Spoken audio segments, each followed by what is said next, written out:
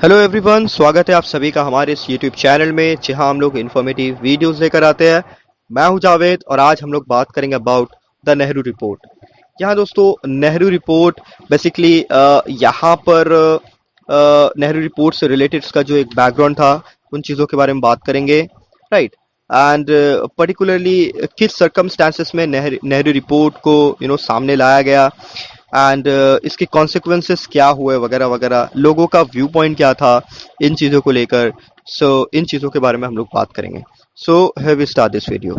अगर छोटे से बैकग्राउंड के बारे में बात करेंगे बिफोर नेहरू रिपोर्ट और जो सर्कमस्टांसेस थे, तुम यूँ कह सकते हैं कि 1928 से पहले, जी हाँ दोस्तों, नेहरू रिपोर्ट जो कि 1928 में सबमिट किया गया था, उससे पहले मुल्क में ऑलरेडी एक volcanic situation already eruption of volcanic situation वो ऑलरेडी एक ऑनगोइंग सिचुएशन बना हुआ था मुल्क में। प्रीवियसली एक साल पहले 1927 में साइमन कमीशन को यहाँ लाया गया था to look after the administrative system of India, right.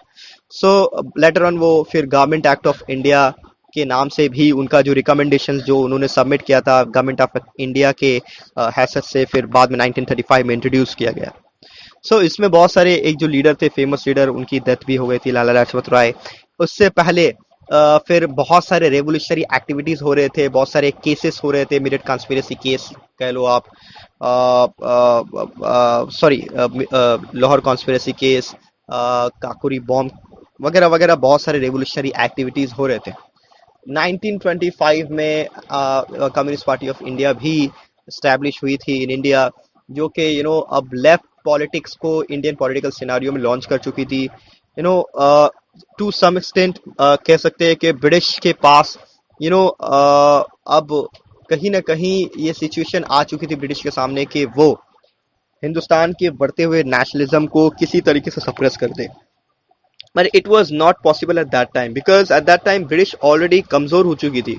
British imperialism post world war scenario में ऑलरेडी बहुत सारी गलतियां कर चुकी थी। फॉर एग्जांपल रॉलेट एक्ट जैसे ब्लैक एक्ट को उन्होंने प्रपोज किया था, मॉन्टेक चेल्सवर्म रिफॉर्म एक्ट जो कहीं ना कहीं हिंदुस्तानियों के एस्पिरेशंस को उनको सेटिस्फाई नहीं कर पाए थे किसी तरीके से, बिकॉज उनको जो वादा किया गया था, जो डिमांड्स थे स्वराज्य के बारे में, जो कंसेप्ट था, वो फेल हो जाती है अल्टीमेटली, राइट। इसी दौरान कहीं ना कहीं जैसे non cooperation movement, Jallianwala Bagh massacre and और भी फॉर एग्जांपल स्वराज्य पार्टी रिफ्ट हो जाती है कांग्रेस एंड मॉडरेट्स में। ये सब चीजें बहुत कॉमन थी एंड मुल्क में एक कॉम्प्लेक्स फिनोमिना चल रहा था in Indian freedom struggle. Indian national politics में at the same time Gandhi ji भी एक इम्पॉर्टेंट फेस लेकर आए थे। इन्होंने ये प्रूव कर दिया था कि वो ब्रिटिश के खिलाफ एक अपना लोहा मनवाएंगे और ब्रिटिश के खिलाफ जो है एक एक्टिव रेजिस्टेंस को कायम करने में, स्टैब्लिश करने में सक्षम रहेंगे, राइट।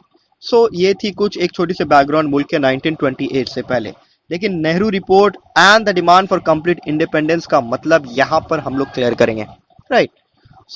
नेहरू रिपोर्ट जो 1928 में जिसको सबमिट किया जाता है, Simon commission was formed exclusively by the English. Totally ignore किया जाता है यहाँ पर self respect of the Indians को, बिकॉज यहाँ पर किसी भी इंडियंस को शामिल नहीं किया और उसका एम होता है to frame a constitution for India, right. Well, to give a fitting reply to this, the Indian leaders, उन्होंने कहीं ना कहीं इनिशिएटिव लिया to frame a constitution for the country, right. क्योंकि बार बार हिंदुस्तानियों के एस्पिरेशंस को ठेस पहुंचाया गया। 19 भी उनसे झूठ बोला गया, डिवाइड एंड रूल की पॉलिसी को उन्होंने अपनाया। 1919 में भी उन्होंने डिवाइड एंड रूल की पॉलिसी को ही अपनाया, ब्लैक एक्ट जैसे चीज़ों को उन्होंने इंट्रोड्यूस किया था, राइट, जो हिंदुस्तानियों के नज़दीक बहुत ही उनका गुस्सा उभर कर सामने आया। यहाँ पर हिंदुस्तानियों ने अपने खुद के रिप्रेजेंटेशन के लिए एक कॉन्स्टिट्यूशन बनाने के बारे में सोची और an all India party headed by Motilal Nehru was entrusted with this task, right. Motilal Nehru ultimately वो अपने रिपोर्ट को ड्राफ्ट करते हैं and submitted in the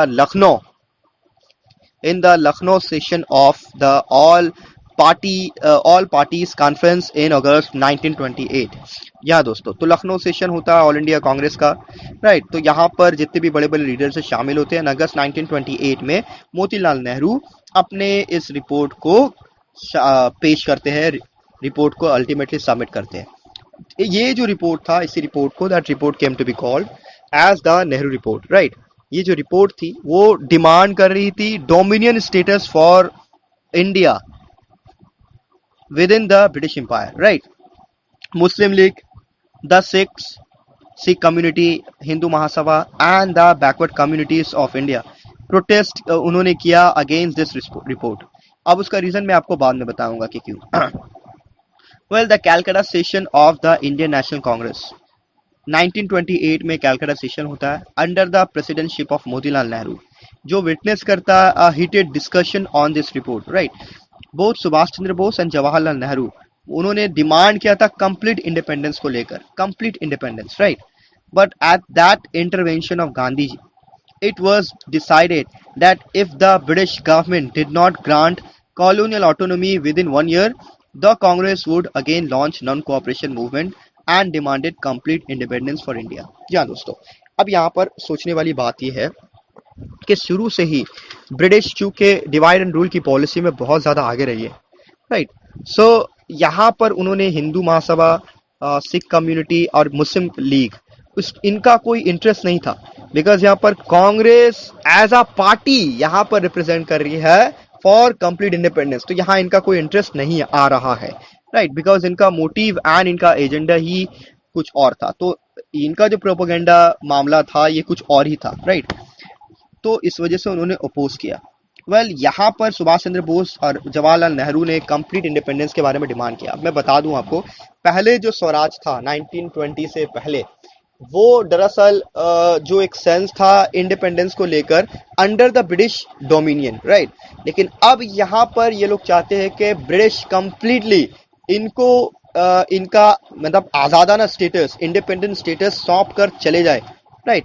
तो ये सेंस कहीं ना कहीं अवेकन हो चुका था एंड एक एक्टिव फेज ऑफ नेशनलिज्म 1929 से 1930 से लेकर 1947 अब स्टार्ट होता है, एक ये लास्ट गेम, राइट। इसमें बहुत सारी चीजें होती है। वेल, जिन बातों को यहाँ पर गांधी जी अल्टीमेटली इस पॉलिटिकल स्टेज में आते हैं एंड वो प्रपोजल रखते हैं कि 1 साल का वक्त लिया जाए, राइट। 1 साल, अगस्त 1928 में 1 साल का वक्त लिया जाए एंड देन 1 साल के बाद फिर हम लोग कंप्लीट इंडिपेंडेंस ऑब्जर्व करेंगे, राइट। लेकिन 1 साल के बाद रिस्पांस क्या होता है? ब्रिटिश किसी भी प्रपोजल का कोई भी रिस्पांस नहीं देती है। अल्टीमेटली 1929 में जो लाहौर सेशन होता है, Congress along with some different leaders, Jawaharlal Nehru including Gandhi ji, इन लोगों ने कंप्लीट इंडिपेंडेंस के बारे में ओथ लिया, हल्फ लिया, राइट। तो यहां से बेसिकली उन्होंने ये भी, गांधी जी ने ऐलान भी कर दिया कि अब हम लोग यहाँ पर सिविल डिसोबीडियंस मूवमेंट को एज ऑल इंडिया मूवमेंट के तौर पर लॉन्च करेंगे। जी हाँ दोस्तों, एक और इंपॉर्टेंट पॉइंट आपको बता देता हूँ। नेहरू रिपोर्ट ही एक इंपॉर्टेंट फेज बनता है जो later on Lahore session of 1929 में जो वक्त होता है लाहौर सेशन ऑफ 1929, ये बाद में रीजन बनता है हमारे कॉन्स्टिट्यूशन के इन्फोर्समेंट को लेकर। या दोस्तों, हमारा कॉन्स्टिट्यूशन, संविधान जो है वो 1949 में ही बनकर रेडी हो जाता है, if I am not wrong.